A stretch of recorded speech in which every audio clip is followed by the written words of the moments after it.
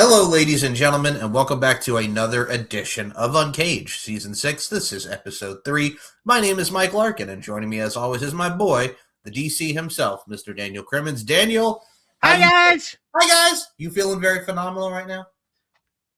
I'm feeling wee-nominal, even. Wee-nominal. Okay, so that is an inkling of what we're going to be talking about today. I see what you did there, Mr. Wee-nominal man. The wee-nominal one. We are going to be talking about AJ Styles. We added this one to our list for this season of Uncaged since AJ Styles, as we saw at the Royal Rumble, lost to Gunther and is retired. Allegedly. And as the time of this recording, as we are recording on Friday, February 20th, excuse me, not May. Where am I going with that? February 20th, Raw will be held from Georgia, Atlanta, if you will. And we're going to be doing a tribute to AJ Styles. And I think this is where something's going to happen, where Gunther's going to do something and get in the face of AJ's family, and Styles puts it back on, and we get AJ and Gunther at WrestleMania. What say you? For one, you have the reports of AJ being seen at the Performance Center. Yep. Why? That's number one. Mm-hmm. Number two, the finish to the match was just fucking weird. He just passes out to the I'm doing the whole, what happened? What happened? Again, fucking weird. Yep. Two, I know that was two. Number three, we have AJ showing Gunther coming out the next night to AJ's music and just mocking his entrance. Yep. Which I thought was hilarious, by the way. I did too. And we mentioned it many a times. He didn't do it for Cena, didn't do it for Goldberg, but for AJ, he did. Didn't do it for Bill Goldberg. Bill Goldberg! Which that we will be discussing Bill Goldberg later on this season. Later on this season, yes. Guarantee you Bret Hart will not be tuning into that episode. Absolutely not. Because he's still bitter after 27 years. He's bitter about fucking everything. Oh, he hates professional wrestling. The dude won't even sign a Funko Pop case of him and Shawn Michaels. I'm not signing that. Yeah, that's freaking cold-blooded, man. Like, freaking, you made up with him 15 years ago, and now been 28 years, dude. Yep, let it go. Let it go, bro. You say you're good with them, then you're not. Then you are. Then you're not. Like, life's too short for all that negativity, Brett. Dude, I'll say it again. Vince made the right fucking call. Yeah. After all of that, I can definitely see why he did it. Because Brett, and I love him so much, I really do. One of my absolute favorite wrestlers and personalities. But Brett, it's not that serious. I know he does come from the Hart family dungeon. He takes pride in his work, but Brett, come on. And I'll say it. Had he not died, I think Owen would have had a better career than Brett ever could. I think so, because Owen had the charisma, the entertainment value, and he can also wrestle. Brett was just a great wrestler, and Owen was a great promo. Owen, to his time, was a phenomenal wrestler. I see what you did there. And I'll say it, I think Owen was the better wrestler, both in the ring, on the microphone, because let's be real here, Brett couldn't cut a promo to save his life. And again, one of my favorite wrestlers of all time, Bret Hart, but his promos were not the best. There was.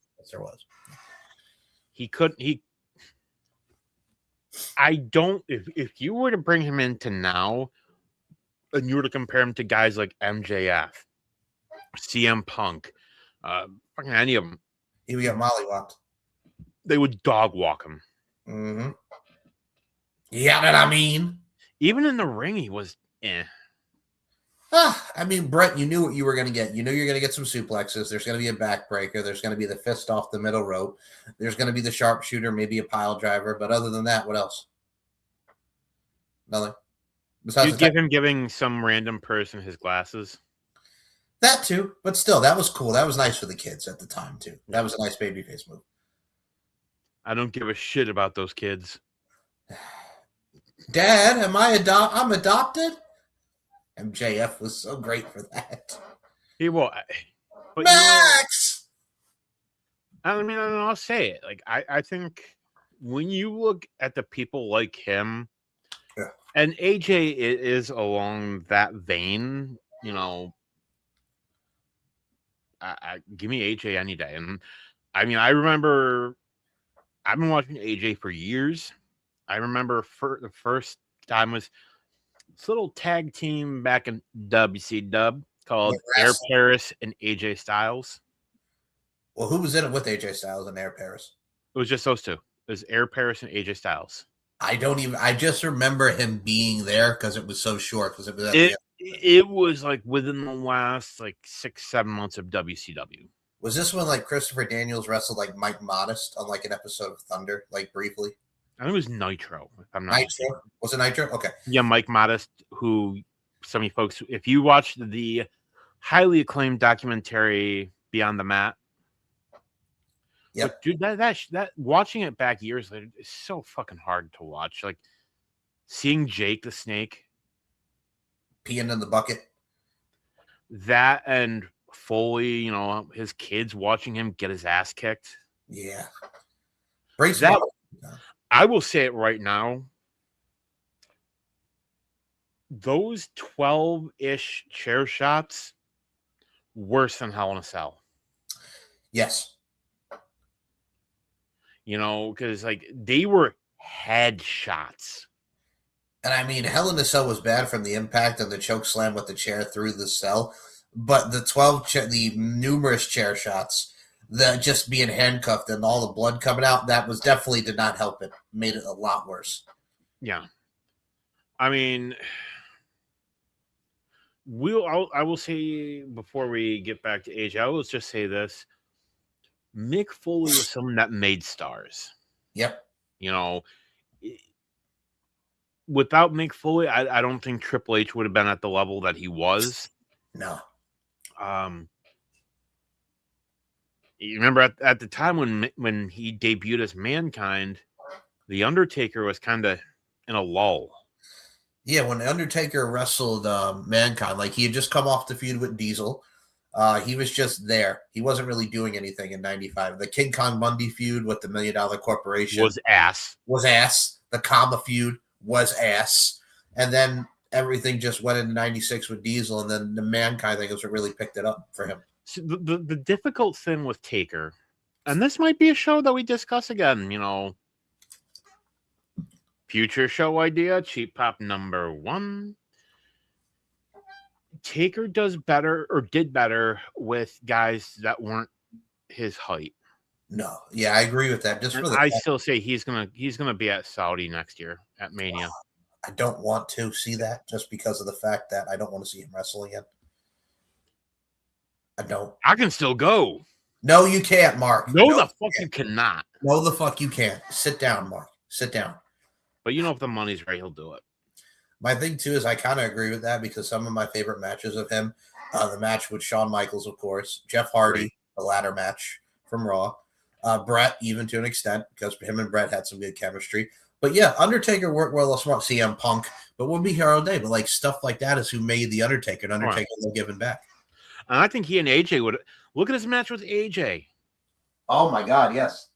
The Boneyard match, which for what that was, for the little amount of time that they had to do it, amazing match. Well, I think if there's anybody that's going to give him a last match, AJ Styles, and like you mentioned, because this is right during COVID time, and Undertaker had a family member that passed. What was his brother, right? I think so, yeah. But that's the thing, and you have such little time to do this. And I think, and we mentioned this many a times, but one of my things about that is if COVID hadn't happened, in a hypothetical situation, if COVID was not around, I definitely think it would have been like some type of like buried alive match, but they just called it the Boneyard match. I think, if I'm not mistaken, I almost feel like I remember seeing an interview with Undertaker where he talked about it, and that was the initial plan. It was to do like buried alive. But it was called the Boneyard. Yeah. It was going to be similar, but it was going to be kind of like a brawl. But, I mean, we all know the last couple of years, it was obvious. And Taker has even said he knew. Like, he knew. And he said that they took a break during the filming of the Boneyard. And he's like, I knew this is it. I'm done. Like, the wheels are off. I think for me, what kind of hurt my soul out of the last, You don't have any adrenaline in it. Adrenaline in my soul. No, something, Cody Rhodes. I think for me, one of the things that really gets me about that time period, because I think of 2016 to 2020 Undertaker. Like, he came off the match with Bray after the losing to Brock.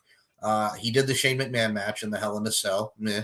Roman match was just, that was rough. Because not Roman's fault, though. Not Roman's fault, but he was out of shape and he should have not been in the ring at all. But he did it. I still think it shouldn't have not gone as long as it did, and it shouldn't. No. And it shouldn't have main evented the show, which we've mentioned many times. That should not have main evented the show at all. No. Honestly, like, looking back to that match, like, it didn't mean anything. It was just like, we need two big guys for Undertaker to wrestle. Roman Reigns, go. So that they could get us back to Brock versus Roman. Yep. And nobody cared. Nobody cared. I mean, and I love that now even Taker's like, yeah, that it should have never ended. But not to Brock. And he's right. It could have been to Bray Wyatt. We've said many times. It even could have been to Punk the year before. How many times have I said what they should have flipped the matches, have Cena work Brock at WrestleMania 30 and have Bray wrestle Taker, which think about Bray's first WrestleMania. Imagine hits Sister Abigail 1, 2, 3. And he gets the win. Yep. And then that should have been when Undertaker should have retired. Because how many years did he say, you end the streak, you end me? He said that many years, like after, like towards Triple H and Shawn, and even around that time. Like, you knew it was getting towards the end of the streak. And I fucking hope to God he doesn't, like, Taker leave the boots off. Please. And it's like with Ric Flair. Please do not get back in the ring, Rick.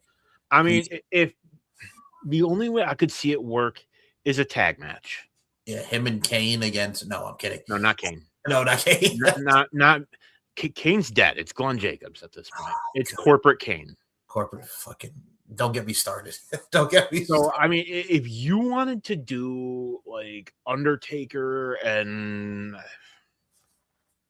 I don't know, do something with like Undertaker and a couple people from the Wyatt Six, maybe Undertaker and Bo versus whoever. Yeah. Have them work the match, then just have Undertaker come in just to get the finish. That would work perfectly. As long as it's not like, do you remember what the original plan was supposed to be for WrestleMania 21? Oh, wasn't it Mark Henry? No, that was 22. So WrestleMania 21 was the one where he wrestled Randy Orton. So the original plan that they were thinking about doing, because if you remember, Snitsky and Heidenreich, I like you, Gene. I like you, John. Poems. So, and remember in the casket match at Royal Rumble 05, Kane was in the casket, and then since he came out, the original plan, I think, was supposed to do The Undertaker and Kane against Snitsky and Heidenreich, but they put the kibosh on that, thank God. It didn't Taker refuse to do it? I think one of them, I'm going to say it was probably Taker, was like, no, we're not doing that. That doesn't work for me, brother. I think the only other time You got me, brother. You got me. Hulk Hogan, yeah. Oh, I think the other one that he said that like they refused to work with. I know he buried DDP with the stalker stuff. Poor DDP when he came in the invasion. Which, and I will say this till I'm blue in the face, and I fucking love Booker T. Yes. Which, by the way, that is in the new video game. I think that's amazing. That the Devil's Kiss, like that's in there. Also, him singing Joe Hendry's theme. Oh my God. So awesome. I still say the last Nitro DDP should have been the world champion, and it should have been DDP and The Rock, the People's Champion versus the People's Champion. Exactly. Like there were other people that you could have used for the stalker gimmick. Man, I think in that particular situation as well, DDP has even said in interviews, it's like, how can I be stalking The Undertaker's wife when I'm married to Kimberly Page? I already have a hot wife, so why would I be stalking this woman? He makes a great point, though, there. Yeah. Like, why would I be stalking this woman? It makes sense. I really think what it was, and here's another idea for a show. This is, talk about what went wrong with the WCW purchase. Like, we talked about WCW, but, how we could have done it better. Cheap Pop #2. And also, yes, I think that would be a great show in the future. Which, looking back at the time, once they purchased it, they tried to get AJ Styles. They wanted him. Did you ever see the match he did on Metal with him and the Hurricane? Good match.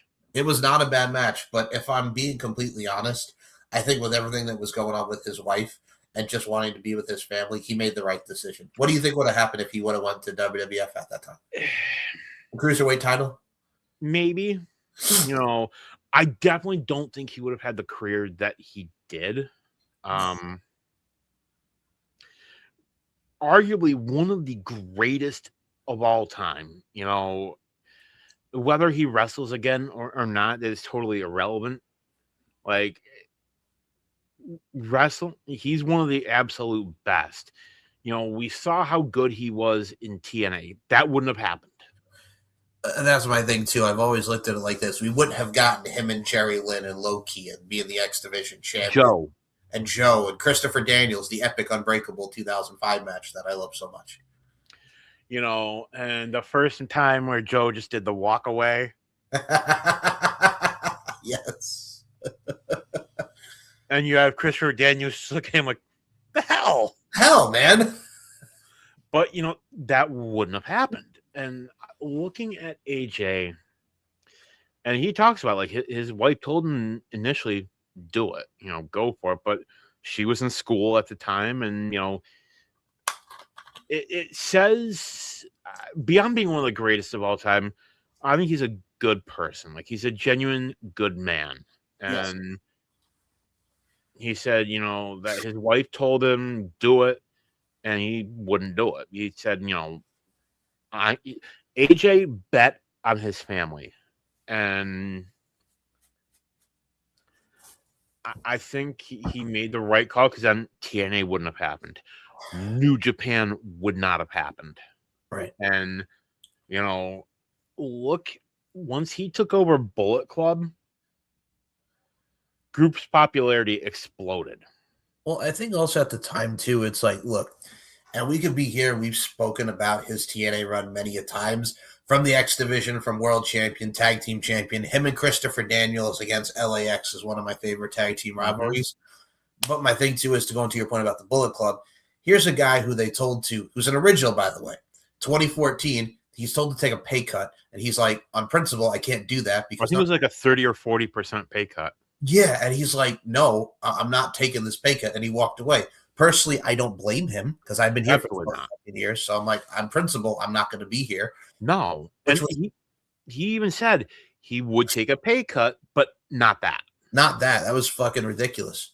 It was the best for him, because TNA at that time was in the shitter. They were on Destination America. And then he decided, you know what? I'm going to bet on myself. He started doing the indies. We saw him in New Japan, like you mentioned, the Bullet Club. That was the best thing for him, because the matches with Okada will be here all day. Second match wins the IWGP heavyweight title. That's my thing, because that's how invested they were with him in Japan. And he leaves TNA. WWE wants him. Yep. So he went to WWE then. Probably would have had, Intercontinental title, maybe US title, but that would have been it.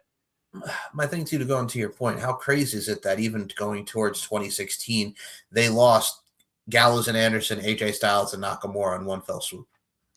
Yeah. And it kind of looks like it's happening again. Evil, gone. Sonata, gone. Naito, been gone. Like, you are losing. You're having a mass exodus again. Like, you lost Ospreay. You lost, Gabe Kidd appears to be leaving. I think he's going to fully be with AEW now. Oh, yeah. And it makes sense for him, Clark Connors. And who knows what's going on with David Finlay. With what they're doing, and I got to tell you, I'm liking Uriah Connors, Lexis King, Stacks, Ariana Grace. It looks like they're going to get Charlie Dempsey in there. So pretty much what they were doing with the TNA, the NXT Invaders with the TNA relationship. But it makes sense because the second gen crew. Yeah, yes. But do you think it also makes sense too? Because, and I like Cale Dixon. I think he has a lot of talent and potential. And I like Andre Chase. I think he's hilarious. One of my favorite gimmicks in NXT. Right. But do you think this makes it better for him, Uriah Connors, to be a heel, and also when his brother comes in to be with that second generation group? Absolutely. Like I think I would rather see the Finley brothers together, and I think I could really, because honestly, with Oba gone, I guarantee you Ethan Page is probably getting moved up soon. It's end of February. We have Elimination Chambers next weekend. Yep. Do we have a takeover between now and Mania? Yeah, Vengeance Day. That's coming up, right? Is that? Yep, that'll be in a few weeks. Yep. So we got that, and then we have Stand and Deliver. Yep.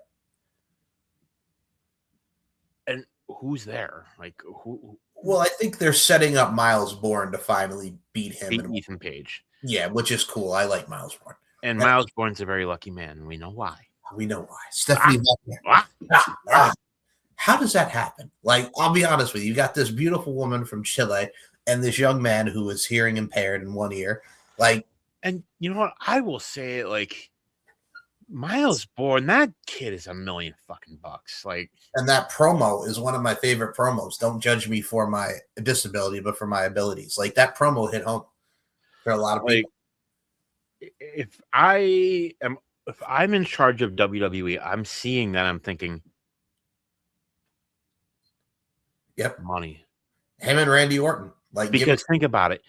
You want somebody that you can show off to the advertisers, that you can have on the talk shows and get publicity. It's and this isn't me trying to take advantage of saying, hey, he's got this disability. No. From a business standpoint, it works. It works. This gets you PR. And he'd do it gladly. And think about it. It's representation for people like him. Yep. Who were told he couldn't do it. And it works. I mean, I think we got Joe Hendry, another guy who was told, oh, your gimmick's stupid, Yeah, he got blasted for years. Like, when he left TNA, when he was with Grado, like, he did Ring of Honor for a little bit, and then he came back to TNA and money. Like, he reinvented himself. He got, Joe Hendry over. Let me point this out to people. Yes. And people always like to point out, oh, AEW did more for TNA.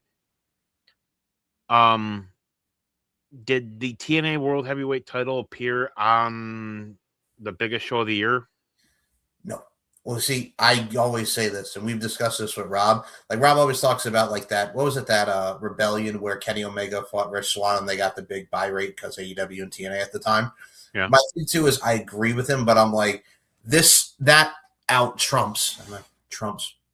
This outdoes that by... That outdoes that by a long shot. When your TNA World Champion is wrestling at WrestleMania, and I don't care how long the match was, that's a better for partnership. You had Mickie James in the Rumble, Jordan Grace on the Rumble, like Naomi. Yes. Which I now say I can't fucking wait to see her back. Me too. Stephanie Vacquet. Like, dude, she. Don't get me wrong. I'm happy for her and Big Jim. But man, and it was getting her gimmick was fucking getting over. I cannot wait till we get her and Stephanie Vacquet or her and Vacquer and her. I feel like they gotta do they gotta finish up her and Jade. Like, it's gotta happen. And whenever Bianca comes back from her finger surgery. You talk about freak injury, and what the fuck? The finger? My God. Like, it's always the freak injuries that are like, ugh. You think, how does that happen? I mean, I've always looked at it like this, and we'll tie this back to AJ Styles with freak injuries and stuff. The amount of stuff that he put on his body, I am so shocked that he hasn't, got like really a serious injury in professional wrestling. And we mentioned the Royal Rumble in the full swoop. We always love to talk about his Rumble debut and one of the greatest pops ever when he came out. The other part to that I have to add is, did you like the first feud with Chris Jericho and the fact that he lost his WrestleMania debut to Chris Jericho? You know, in retrospect, I think it was the right call. You know, it didn't harm him. No. Because he ended up winning the WWE title the same fucking year. And I'll be honest with you, to add to your point, Dean Ambrose as the champion, it was great when he cashed in, but his run as WWE champion in 2016 really sucked. Which, and I will say it, you know, you can't just blame WWE for that. It was him. The Stone Cold podcast. It was both. And the Stone Cold podcast didn't help it. Which Stone Cold still feels bad about. And Stone Cold was trying. Like, he tried to...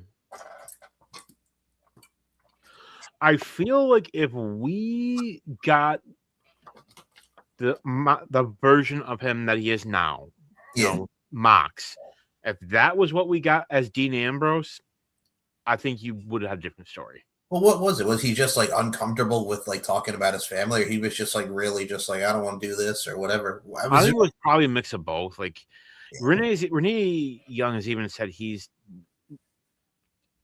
a very simple guy. Like he's private. Yeah, he's a private dude. He doesn't really want to talk about that stuff. Like, I remember when Renee Young was on Total Divas, and which was still weird seeing him on there. It was. He was like, hey, I'm here. I'm looking at the camera like, what is this? Also, and there was that thing where they were at a restaurant, and he kind of chased that fan down. That was amazing. That's still one of my favorite moments ever. Friggin' the fan takes her hat, and he's just like, did that motherfucker just take your hat? And he ran right after because the dude was drunk, and he was ready to rip ass. And she's like, oh, my God, no, you don't need to do that. She's like, John, stop. Stop it. First of all, that is a good dude. That's a loyal dude if he's just going to go rip some ass like that. That's somebody that you want. Like, you want someone that's going to be a ride or die. Oh, and he was ready to fucking, he's like, first of all, the principle of it is, he was an asshole. He took your hat. And she's like, I don't care. It was a hat. It's your hat. You paid money for that hat. Fucking let him do his thing. And he put his hands on a woman. Honestly, dude's lucky he didn't get his ass kicked. I know. He got you know, it's sad, but, you know, it's right. I think he was in the wrong time. You know, but I still think that was a really cool moment. You know, that was what, 2016 or was that 2017? 2016 is when he beat Dean Ambrose for the title. And we got in the same night the Shield. Every member of the Shield was the WWE champion at the same night. Yep.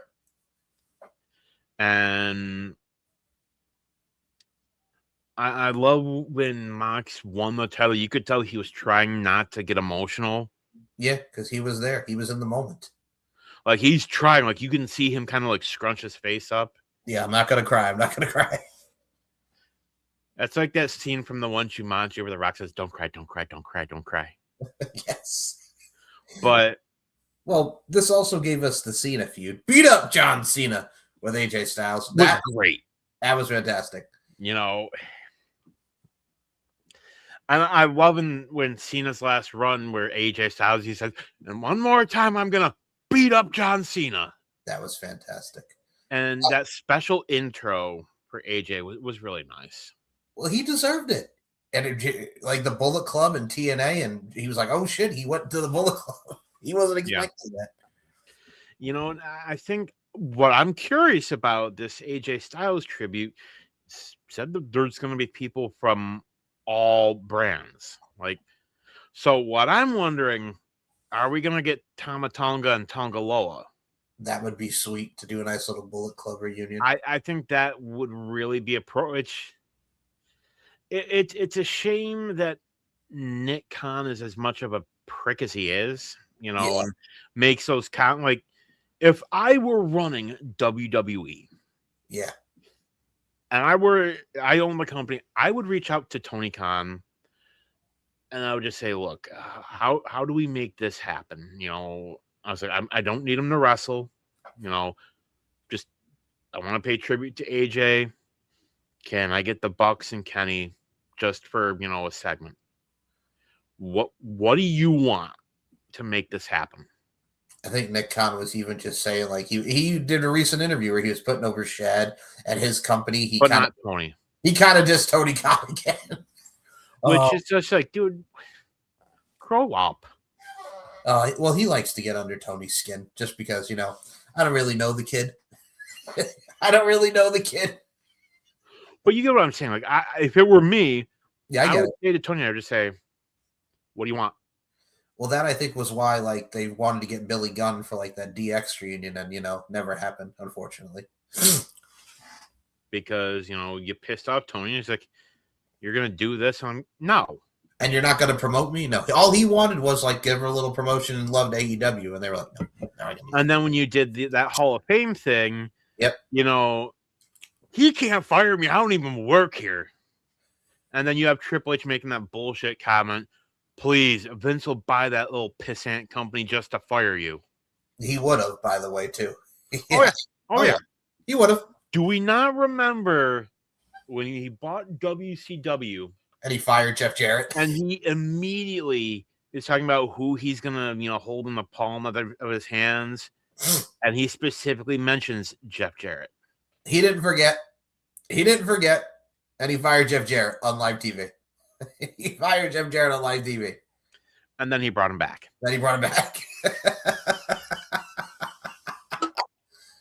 Now, I will say I did like Jeff Jarrett's Royal Rumble return using his old school, like, mid-90s WWE theme. Wow, folks. It's JEFF. JRR. Ain't not great.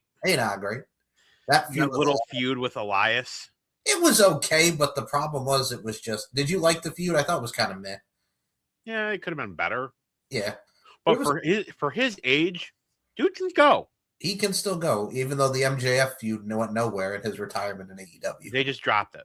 They were just like, yeah, no, we're not going to do this. Like the whole thing with Satnam Singh and Jay Lethal, whatever happened with that? Well, they were just like, they were doing something with Sanjay and Jay Lethal. It kind of just like went like this.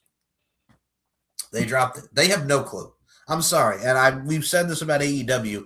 They do too much stop and start. Both companies have their problems, but that's one of the problems with AEW. They stop and start. And WWE is getting that problem now. Yeah. I mean, with Johnny Gargano, we did see tonight he was on top of the crate on SmackDown doing the laying down thing, being all depressed. I think he's going to leave. We shall see. I mean, if they do something with it, and we'll see what happens. Hey, he'll go to AEW. He and Ciampa will be tag team champions for 11 days, and then they'll be back in catering. I don't get it. I don't get it at all. Why the hell do you have Kyle Fletcher, who's arguably one of your biggest upcoming stars, win that title again? Because we have to. Why are you not putting him up into the upper echelon? He's ready. He had the world title match with friggin' Adam Page, and it was great. I don't get it. And I'm sorry, but Andrade should have won. Exactly. Adam Page has never been booked well as champion. Ever. No. Well, they're doing the Cody thing now with if he doesn't win the Texas Death Match, that's it. And they're literally doing it with Cody. They're going to have him win. Yeah. And I don't want and then what's the fucking... Then it makes MJF look bad. Yeah. And then what do you do with MJF? Finish off the Bobby Lashley feud that we never got finished? Like, you had Brody King. It was right in the palm of your He should have won. He should have won. It's right in the palm of your hands. You could have done it. Would have been nice. You played it safe. Yep. But it's what it is. Now, with AJ Styles, I got to mention this before you get to your point there. We did mention how he really held up TNA. If that wouldn't have happened, he went to TNA. We talked the WWE stuff. WrestleMania, we mentioned Jericho, and we mentioned The Undertaker. One thing I do have to mention, what was surprisingly better than a lot of people thought it would be, him and Shane McMahon in 2017 in the street fight. Weirdly better than I thought it was going to be. We got to also talk about his second WWE title run, which we got to thank Brock Lesnar for that. Yeah, because he did not. Who, basically he saw Jinder and it's just like, no, not going to do it. outright refused. Said no, we're not doing this. Sorry, Amir. Sorry, Amir. Yes. But actually wasn't going to do it, was going to stay home. Like, literally was not going to work at Survivor Series, was going to stay home. And I think Vince is just like, oh, God damn it, pal, we can't have that. Give it to AJ. Well, that's the thing. I remember that show was on, I think it was taped in England. And I remember, like, I got out of work.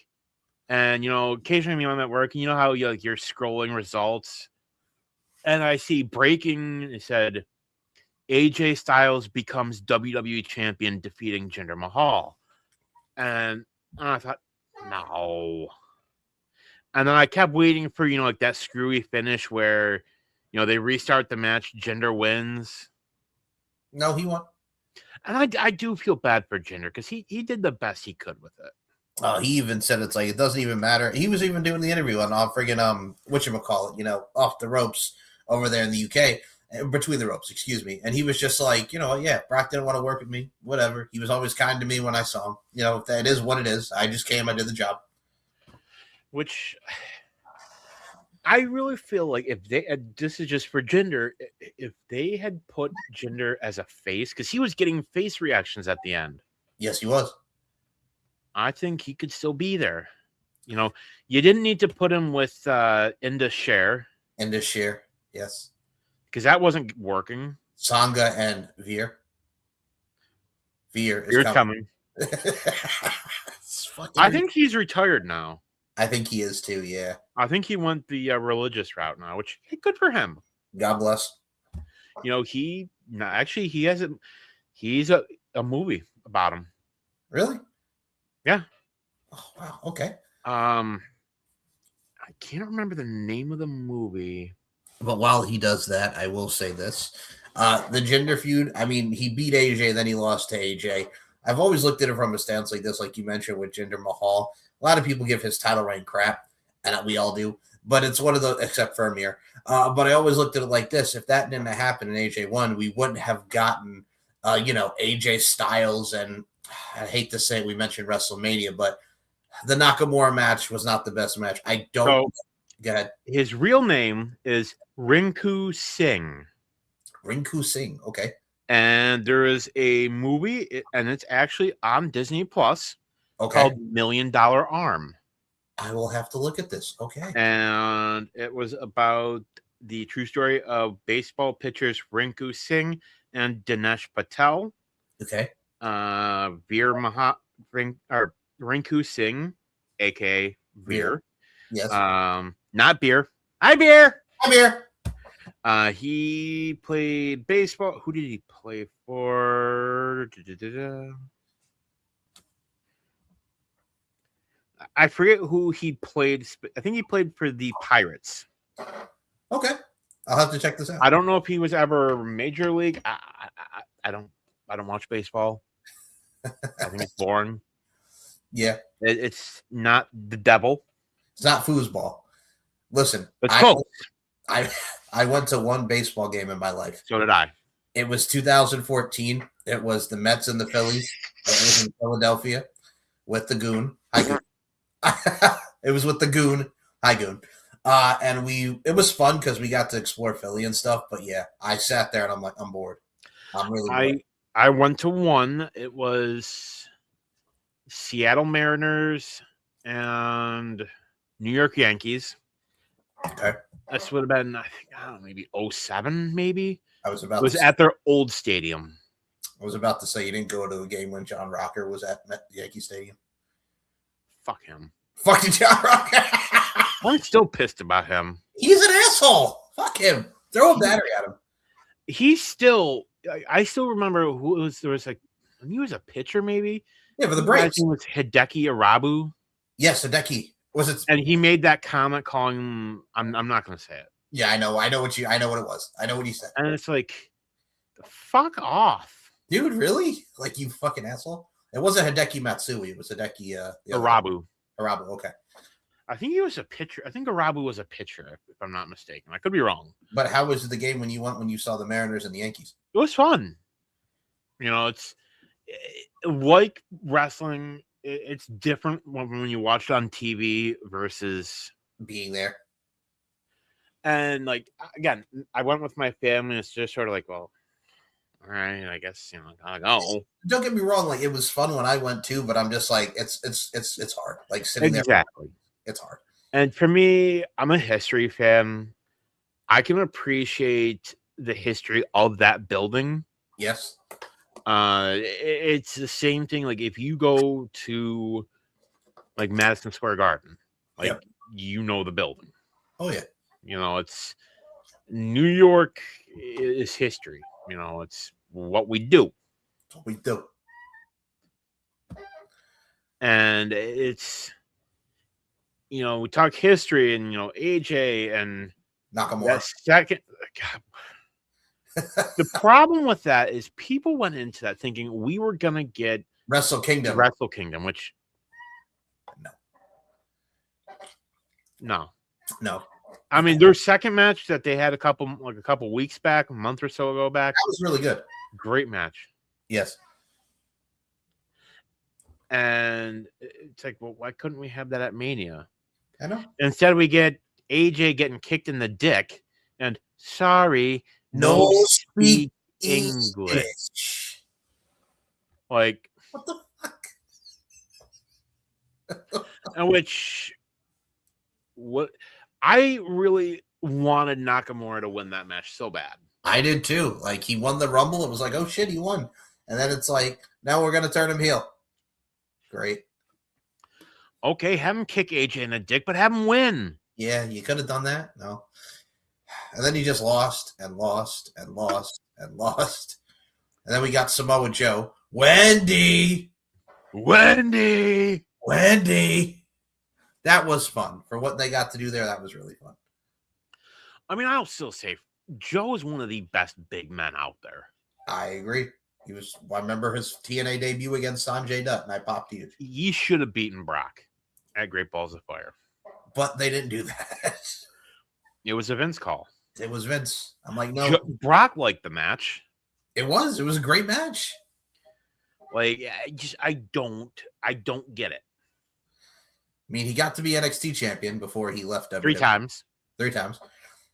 But I don't know, man. Only person to ever hold the title 3 times. This is very true.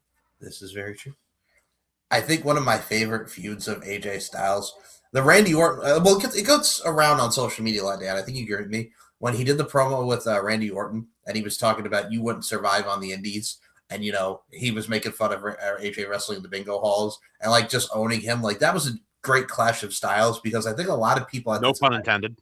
No pun intended, thank you. Do you remember at the time, like, everybody, when he was in TNA, like, AJ, like, in the mid-2000s, and Randy Orton was starting to be, like, babyface Orton 04, 05, then the heel. A lot of people wanted that to be, like, a fantasy matchup. They always booked those two together. Did you like it when they finally met at WrestleMania? Yeah. Did you like the fact that they brought up the indie stuff when we kind of got a nice little detail there? Yeah. Like, I will say this. It spoke to the fans who looked at that like, Randy is someone that has been spoon-fed everything, and it's generation. Would Randy Orton have gotten as far as he did, as quickly as he did, if he hadn't been named with the last name of Orton? Probably not. Now, I know what people are going to say. We're going to get some chuckle fucks who are going to say, I mean, you know who I'm talking about. Dan's never not going to get over this. Nope. You don't call me out like that. But I digress. I digress here. It's what we do here. What we do.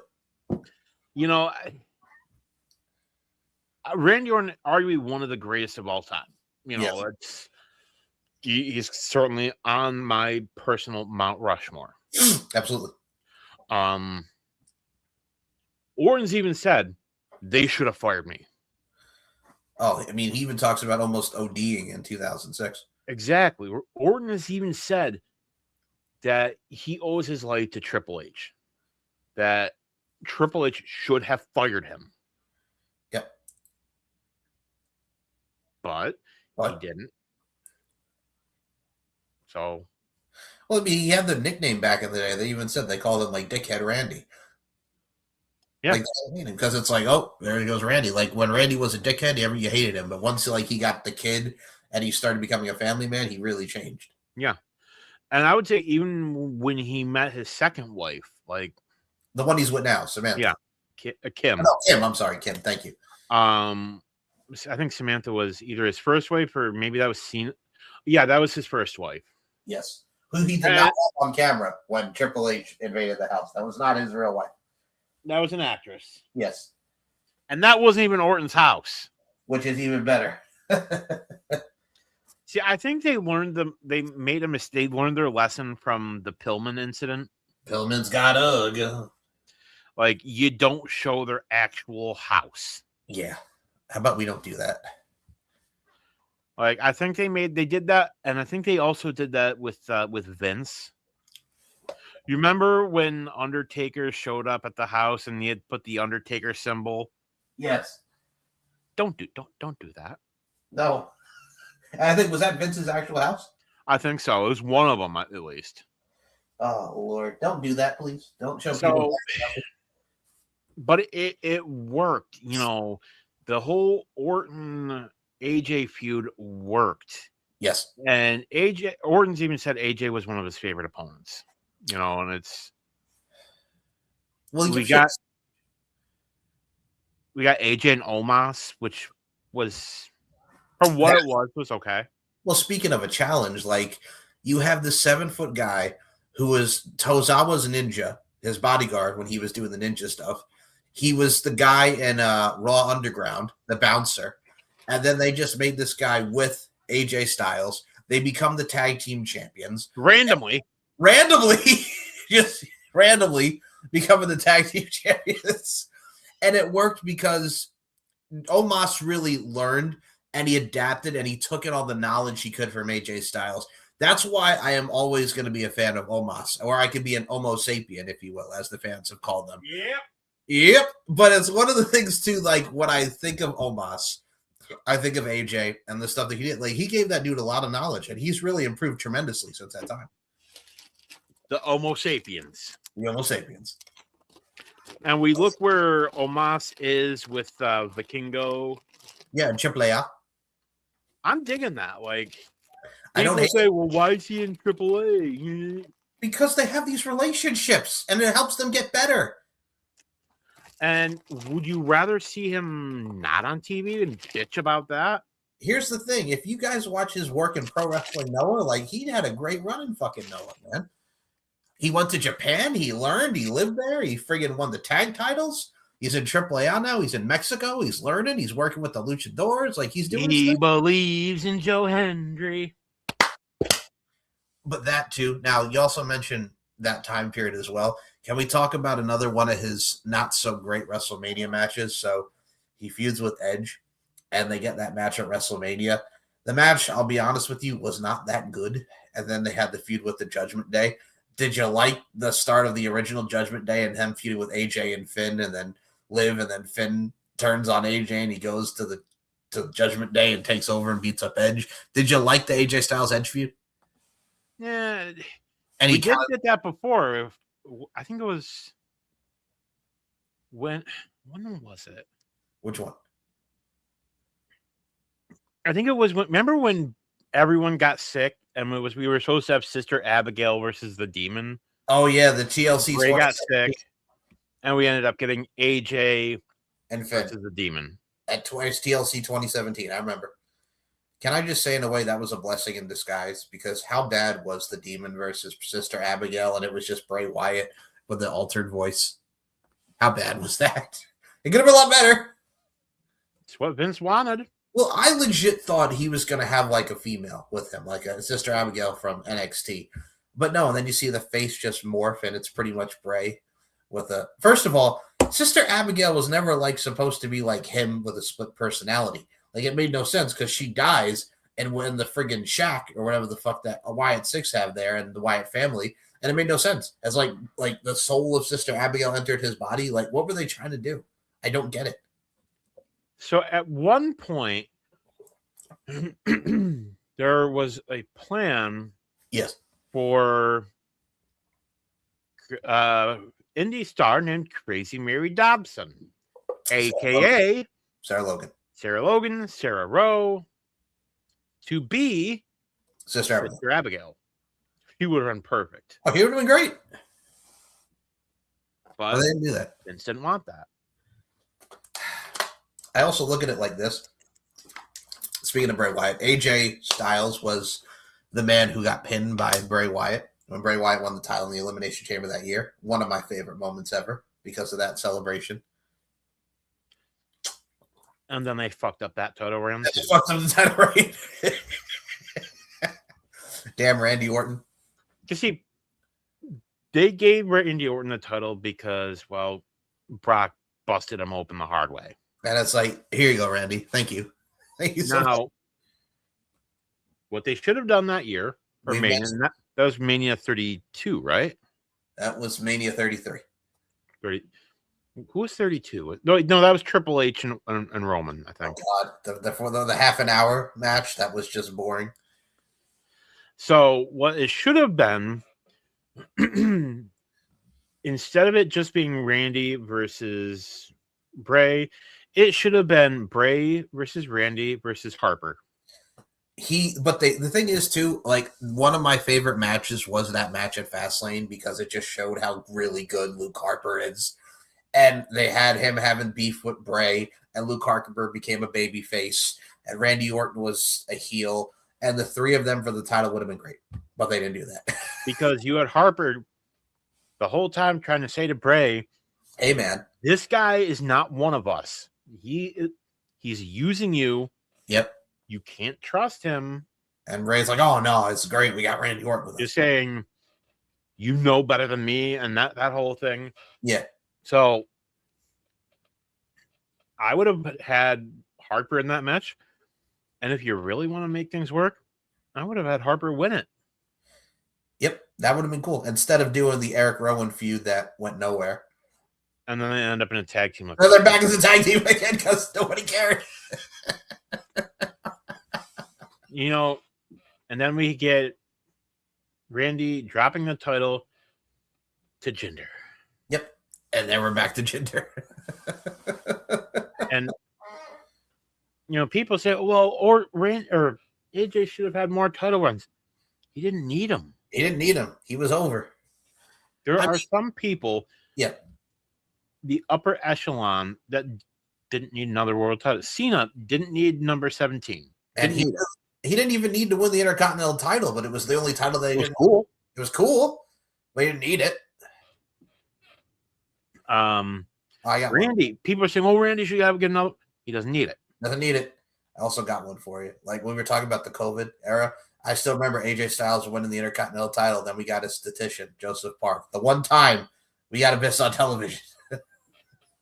Did you like him with the statistician? I did. It was cool. They tried during COVID. They tried something different. It was cool. Vince didn't want him. Yeah, they only lasted for a few weeks, right? Then they dropped it. Personally, it would have been funny if they would have been like, hey, I'm going to beat him so bad, I'm going to send him into an abyss. That nice. And then as he says it, Joseph Park just looks up and I'm like, what? What is this abyss character that you're referring to? What are you talking about? But that's the thing too, like AJ, anything that he did in TNA, like I'll even go back to TNA for a minute here.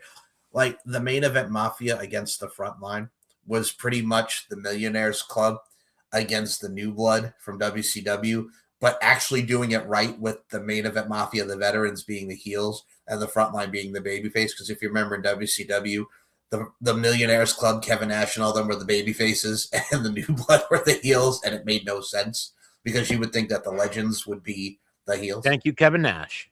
Yeah. Was Kevin Nash the one who said we should be the baby faces? Or was it Vinny Rue? I think it was both of them, honestly. Either way, that feud sucked. Like Billy Kidman against Hulk Hogan. Like, come on now. No, it was bad. It was really, really bad. But did you like the main event Mafia Frontline feud? No. Which that led us to, Bash at the Beach, which Mike and I will be discussing that later on this season. With Mo, Cheap Pop, number 3. But yeah, you didn't No, like. well, we're not going to make you watch that god awful AWA show. Oh, we're going to talk about that next episode. But did you like the main event Mafia? Thanks, Paul. Thanks, Paul. Did you like the main event Mafia on the front line and the frontline deal or not? Honestly, not really. I liked the main event Mafia the second time around. Yes, was that the one with Magnus in it? No, I think he was the first one. I feel like. No, that was the second one because the first one was Kurt, Sting, Booker, Scott Steiner, Kevin Nash. Yeah. Booker. Then he started speaking in an African accent. And then did his own commentary in his own. Yep, I remember. Like, everybody likes to shit on Booker T for his commentary. Dave Meltzer. The actual wrestlers love him. MJF gets a kick out of it. It's funny. He is great. These same people that shit on Booker T love Jerry Lawler's commentary. Puppies, puppies, puppies.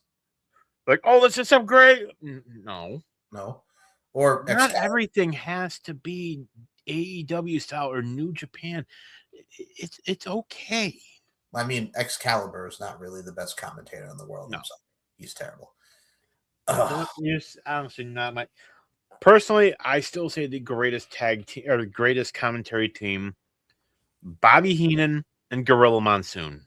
I agree. Or Ventura. You can add Ventura. That Ventura was a McMahon. Ventura 2028. Let's go. You know what? I'd take it. You know what? I would be okay with it. I actually would be. I would. I'll be honest. Jesse, please. Jesse. Come on, Jesse. Do it. Do it, Jesse. I'd vote for him in a heartbeat. Yeah, I'll take him. I'll take Jon Stewart. I'll take anybody. I'll take anybody. I got one for you. I got one. Who? Stuart Colbert. Hey. Just to piss everybody off. There you go. But yeah, no. Not that lucky. No, okay. So my other thing is we have to mention from TNA. Nature Boy AJ Styles. That was weird. That was and he's wearing the robe and he's got the girls, and I'm like, this is not AJ Styles. This isn't him. Like, why are you doing this to AJ? Why are you killing Wasn't that Bischoff's thing? Yeah, it was Ric Flair and AJ Styles, and he was an immortal and all that. Yeah. That was so stupid. It was. And then we had the random like Immortal and Fortune turning on him, which were just a cheap ripoff of Four Horsemen. Who were they? Who were them? They are here, and it was the Four Horsemen. It was the Fortune turning babyface.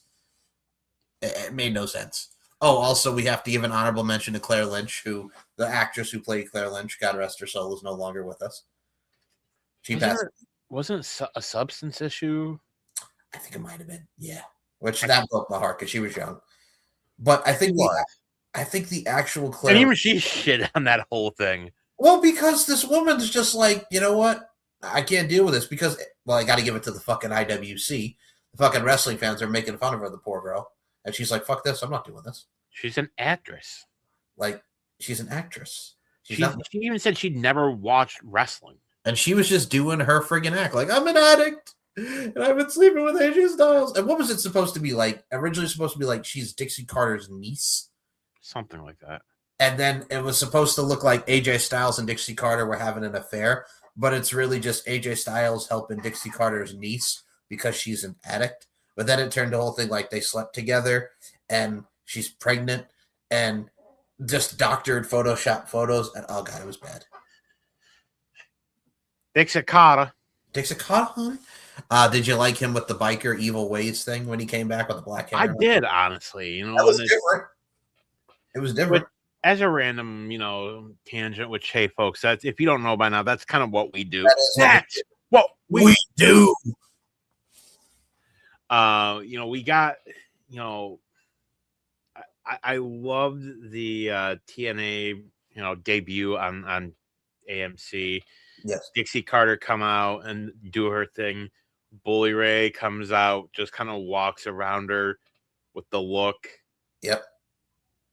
Then they hug.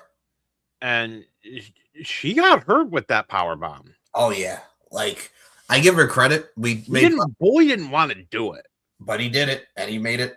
He made it what it was, and it's still honorable mention to this day. and he talks about it, and he's like she didn't she. He's like, this wasn't like May, which he talks about Mae Young, and Yeah, she basically told him, she said, "You're gonna do it, or when I get back to you, and I are gonna have a problem." yep. And he power bombs her, and she farts on him. It's still the best story ever. And he said, "I have to sit there, straight faced," and she rips the nastiest fart ever. I think my thing too is to add to your point with AJ Styles too at this time. Did you also notice like when they started doing like he won the world title and he wasn't under contract?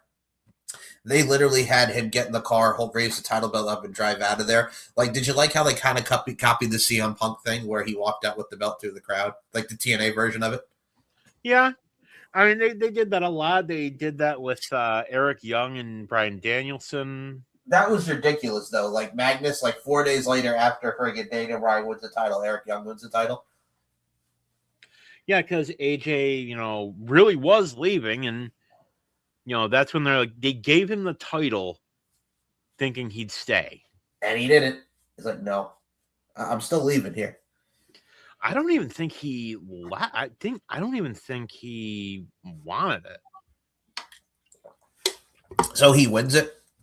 Then he has to face Magnus, and then he lost to Magnus, and that was it. Did he even lose the title? I thought they just randomly stripped him of it. No, he lost it. They had a match, and he got screwed by everybody. Because he made it known, yeah, I'm done. Like, get this thing off me. Yep. Did you also like the fact, and we mentioned TNA, and we mentioned even like WWE, one thing I will say about this, I think if you look at his career as a whole, like especially this year, like working with the likes of Dominic Mysterio, the tag team with Dragon Lee, AJ Styles is just anything that he does, and we mentioned this at the top of the hour, anything he does is just gold. And I think his legacy really is going to be someone who is a hard worker, bet on himself, has been through the trenches for the last 25 years. Absolutely. And he's just going to be remembered just for his hard work and his moments, man. And, he had mentioned, like, they asked, if you haven't seen the show he did with Stephanie, which was an absolute great show. He cried. One of her best. Yeah, he cried. And she asked him, she's like, are you really done? Yeah. And he basically said, I'm not going to say never. He said, he's got kids that are, getting older. And he says his oldest son is, doing this, is, wanting to do this. And he says, I wouldn't mind doing something maybe with him. And look, if AJ does wrestle again, which I really think we're going to get Gunther. I think Gunther's going to do something on Raw. I know Gunther lost the qualifier. Yes, Javon Evans is in the chamber. And I know I said this on the RWT show, which another cheap pop. Number 5. I really think we might, because they always do this little second chance, Yeah, Gunther's going to be in it. And I could easily see AJ cost him the match.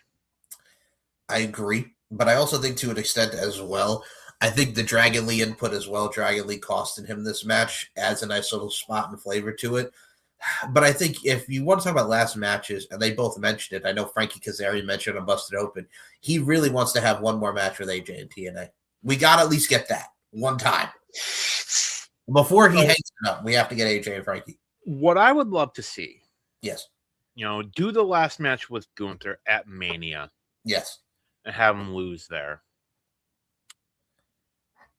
Bound for Glory is usually right around October, right? Usually. That's October, yep. Frankie Kazarian versus AJ. One last time. Bound for Glory. I'm there for it. Like they did with the Hardys and Team 3D, but actually better. But here's where they need to have the show. Go ahead. Nashville. Oh, the old fairgrounds, TNA where it originated. Do it where it started. I like that. I like that a lot. You know, it's have that full circle moment. You know, and it's and look. Let's be real here, people. I don't think AJ's done. I don't. No. I don't. I would be shocked if he shows up in an AEW ring. I don't see it happening. I think more likely, I would be more likely to think TNA, maybe one or two off in New Japan, maybe. But AEW, no, I don't see it. I don't see it. Because everybody wants him and Ospreay and him and Kenny Omega. Because here's the problem. People want the AJ that we got in New Japan. That's the AJ they want. They want and he's even said it. You know, people want me to be that guy. I'm not. You know, he's nearing 50. Yeah, he can't do what he did in 2015, let alone now in 2020. We mentioned this 30 times. He can't do the spiral tap anymore. He's even said he can't do the spiral tap. He can't do that. He said he's struggling at times to do the phenomenal forearm. The DDT sometimes is a struggle. The springboard DDT, you could tell when you watch it. You know, he said he knows, like he knows his time. He can't be the person that you want. And he has said the last thing he wants to be is a caricature of who he once was. He doesn't want to be that guy anymore. I mean, he still does a mad springboard 450 that I love. But the problem is, like, that still does a lot of wear and tear on the body. He can't do the shooting star press to the outside anymore because he's not in his 20s anymore. Like, no, he can't do anymore. You look at guys that have done moves like that. Look at Chris Jericho. Yes. No. I don't even like watching him do the lion salt because it's slower than what he used to because he's not in his 30s anymore. No. Look at Kenny Omega. He's not who he was back in New Japan. He's older. And he's got a hurt neck. Exactly. He's got his neck. He's got, you know, he's older. Plus, he's had major health issues as well. Can we also just say he's a nut for taking that vertebraker through the announce table? That was fucking careless. But don't get me wrong. I'm a huge fan of Swerve. I'm a fan of Kenny, but I was like, this is a cool moment, but I'm also like, dude, your neck. Dude, your neck. And I get it, like you said, cool spot, but like, Tony, tell them no. You can say no to Tony. Like, Tony, I'm not taking or Swerve. Let's do another move, not the vertebraker, please. Or Tony, you can tell them, guys, no, we're not doing that spot. No. We don't. That would be cool.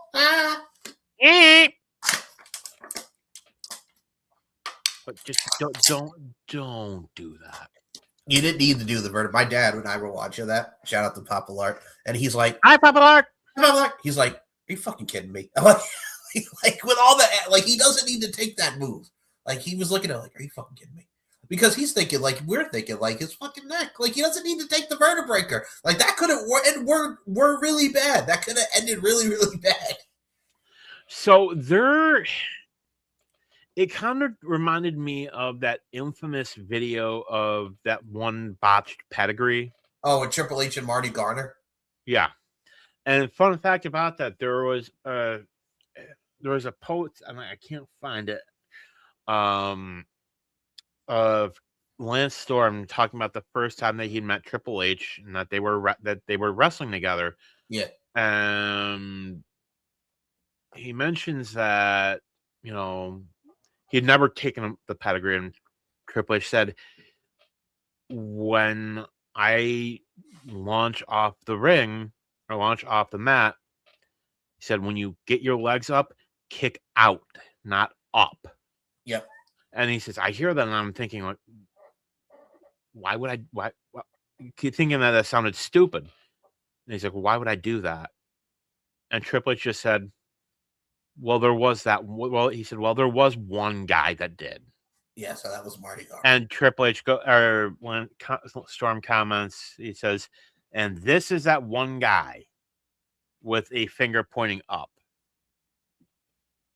And it's, again, that could have ended very horribly. And going back to AJ's even said, you know, like you said, there are moves he can't do anymore. And he knows that. Oh, he got a lot of shit for poor Roderick Strong and Yoshitatsu, those friggin' Styles Clash where they landed on their neck. Well, in a way, that's their fault because they didn't tuck. And which brings me to his match with James Ellsworth. When he told him to tuck, I remember that. And he didn't. Yep. So, and AJ saved it on the fly, which Ellsworth, he's a whole nother one. Yeah.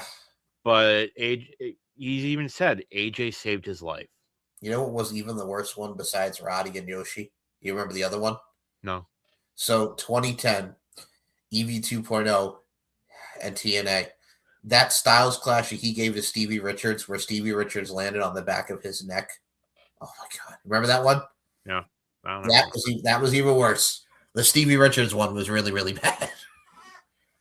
But when I think of AJ Styles, besides like some of those negative things that we mentioned and just the high risk and high reward on the body, I think the body of his career, and like you mentioned, the infamous Hornswoggle phenomenal AJ Styles, which he got a kick out of it.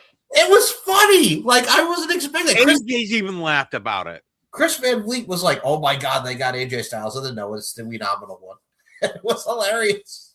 It was hilarious. I mean, personally, I wish we could have gotten Leon Slater versus AJ. That would have been fucking amazing.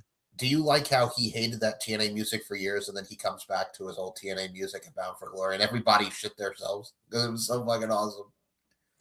I remember when it hit people, I thought, "Oh, it's going to be Swoggle again." Yeah, no, and it wasn't. But that's the thing, like him giving back to Leon Slater, him going on to the first TNA on AMC. The man is just a good person, a hard worker, a family man, and just someone who was great at his craft. And he was simply and truly phenomenal. Absolutely. You talk upper echelon guys who have the good fortune, the elites of the business. It's a very, not to add in too many bullet points, but it really is an elite club. Guys who once they retire, that they've made it. I would put him on that list. Guys like Cena, people, I would have said it years ago, people like Ric Flair, Yep. Guys that, no one's going to top their stuff. There's never going to be somebody like Orton. And I wouldn't even put Mick Foley on that list. Agreed. And I think what's great about it too is thinking of those gentlemen along with AJ Styles. And I will say this all the time until I'm blue in the face, bro. My first ever memory of AJ Styles was, again, shout out to Papa Lark. Like, he knew I was a fan of Jeff Hardy, and this was the night where the TNA second year anniversary, $10 on a Wednesday. He's like, Jeff Hardy's going to be on this show. Do you want to see it? Yes. And he was the mystery opponent for AJ Styles for the X Division title.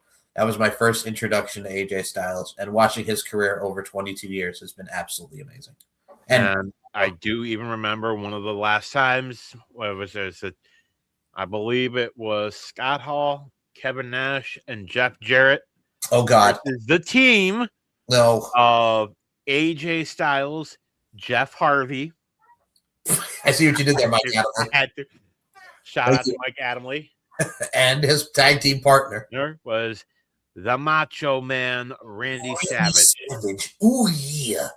What was coined as the gingerly knee when he pinned Jeff Jarrett with his knee, just the gingerly knee, the infamous gingerly knee. And according to legend, he was supposed to win the NWA title. He was supposed to be back, and he was supposed to win the NWA World title. He said, "Brother, I can't do it." And physically, he even said he couldn't do it anymore. Even if you watch that match back from Turning Point 2004, he was moving slow, and it was depressing. I will say that. I think he did like one or two more matches in Japan, and then that was it. I think you're right. He even said he was done. He was ready to be done. You should have just ended as, "You ain't going nowhere, boys. I got you for 3 minutes." Shout out to that Macho Man cosplayer. Like, that dude was great. I love that dude. All of them. Like, you got the guy that does the Sheik. I think what it was that show that WWE does in New York City, the Fan Fest. Yes. And there was that dude who saw the Iron Sheik cosplayer and didn't realize what he was doing. And the guy's just like, what? What? Oh man, that is the art form and the love of professional wrestling and its fans. And but yes, folks, technically AJ Styles did team with Macho Man. he did. It happened. It did. Shouldn't have happened, but it happened. It did. What a time to be a wrestling fan. And what a time just to enjoy the historic career of AJ Styles. The phenomenal career. The phenomenal AJ Styles. Thank you, Daniel. I see what you did there. We hope you enjoyed this edition of Uncaged, doing what we do, tangents, wrestling, and looking at the career retrospectives of some of our favorite superstars. And on our next one, which we'll be recording very, very soon, we are going to be joined by our RWT podcast brother, Paul Morales, and we are going to watch AWA Super Clash 3. We watched it, so you don't have to. Oh, God, it was bad. We'll talk about that on the next show, but we hope you enjoyed this edition of Uncaged. Daniel, where can we follow you on the social medias? The floor is yours. Y'all can find me on the Instagram. You can check me out on here, Pile Driver Pundit. I got some stuff. Should be coming out. I'm hoping it'll be out tomorrow, maybe Sunday at the latest. Some exciting stuff coming. Doing something next Friday for the release of, or the early release of 2K26. Yeah, so that's coming. Mike and I got some really good shows coming up this season. Mike, what shows do we have coming up for these good folks? Well, we got Bill Goldberg with our boy Beer. We got Mo for Bash at the Beach 2000. We're going to be talking about the Cruiserweight division. We're going to be talking about the best and worst gimmicks. There's a lot of gimmicky stuff in there. That's going to be a lot of fun. So stay tuned. And we're also going to fantasy book WWE versus AEW, which there's a lot to really get into on that one. So we have a lot of great stuff for season 6. We have about 5 or 6 more episodes. So we're almost halfway done with the season. So we appreciate everyone that stuck with us for these past 6 seasons. We love y'all because we love doing these shows, and it's been a hell of a ride with Uncaged. Yeah. It really has, dude. So if you want to subscribe to this YouTube channel, it's S&M Network shows. You get all 6 seasons of Uncaged. You get the RWT podcast. You get the Steve and Mike show. You get the LFC podcast. You get deep into the heart of wrestling with myself, Robert Davis, and Nicola McDonald. Daniel will be on a future watch along as we're going to watch some old school stuff. What is it, the ones that you wanted to watch? What was it? So I brought up the infamous, the last time that ECW did a barbed wire match, Terry Funk versus Sabu, the both late and great Sabu and late and great Terry Funk. Yep. The match that made Paul Heyman be like, "Ooh, I can't do this. Can't do this." And what was the other one option that we have? So we're going to be doing between 2 options. That one, and what was the other one? So there is another one. It is an infamous match. It's a bit shorter, but it is, I believe, I can't recall 100%, but I believe it was Terry Funk. It was Sabu and his uncle, the original Sheik. And I believe they were up against, I think it was Tiger Jeet Singh, and I don't know if it was Atsushi Onita. I could be wrong, but it was a fire match, which literally the ring caught on fire. Oh, God. And they were doing everything that they could to friggin' put that shit out. And you had Sabu basically had to dive under the ring just to get out of there. So either or, be on the lookout, because either way, it's going to be burning down the house. It's going to be enlightening. Oh, dude, I love you. Don't get caught up in it, though. Blinded by the light. I love your style, man. So deep into the heart of wrestling with Rob and Nicola and I. We have a lot of stuff coming on that end. There's a lot of stuff everywhere on this fine program. Pop culture on the mic with Mike will be here all day. SM Show 1, MCL92 on Twitter, and Larkin_92, and MLarkinMB on Instagram, SteveandMikeShow.com, LFCfights.com. We hope you enjoy this edition of Uncaged. There's going to be 2 episodes coming out, this one and the AWA show, which Daniel has some things to say, and he hates Paul. That's going to be the title of the next one. Daniel. I'm convinced that both you and Paul hate me. Hey, I didn't give you this. You made me watch December to Dismember. You made me watch that Girls Gone Wild show. Paul made me watch this one. Great American Bash Show 4. I'm gonna get you both back. Triple H and Scott Steiner. I'm gonna get you both back. I'm gonna find the terrible pay-per-view. I'm gonna make y'all. Brock Lesnar and Hardcore Holly. You hate me. They hate me. What is this? The XFL? They hate me. You hate me. Fucking X. Oh God. Yeah, look at his face. So for Daniel Kermans, my name is Mike Larkin. He hate me. This has been another edition of Uncaged. We'll see you for Super Clash. And with that being said, Bye, guys. bye, guys. Eh. Eh.